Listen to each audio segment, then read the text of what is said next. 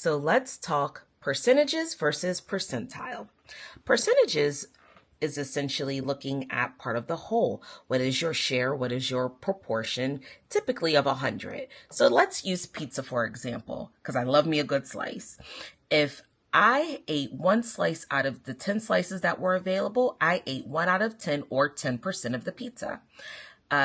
Good usage for percentages, especially when you're thinking about it in HR, is things like turnover, right? You want to know of all of your employees, how many left, right? So that is turnover rate essentially, or the inverse, retention, right? Of all the employees you have, how many are remaining?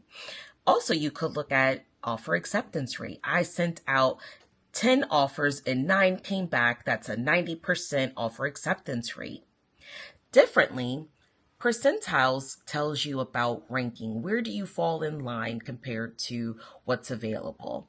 And so you would using, let's use the pizza example again, right? So if I ate 30 percentile, if I'm at the 30th percentile, then that means I ate 30% more pizza than other folks, whereas there are 70% of people who ate more pizza than I did, right? And so let's break that down and use it for HR.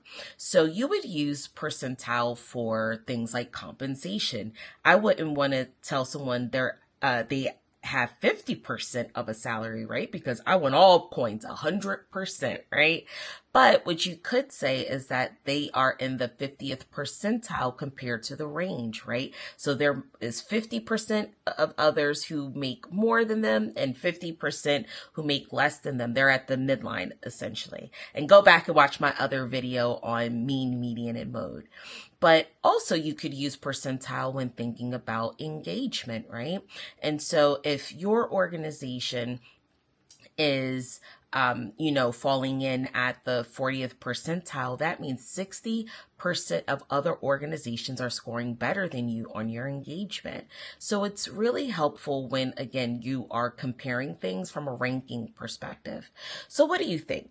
Do you have a clear understanding of when to use percentages and percentile? I want to hear from you. All right, let me know in the comments what you think. And until next time, happy analyzing.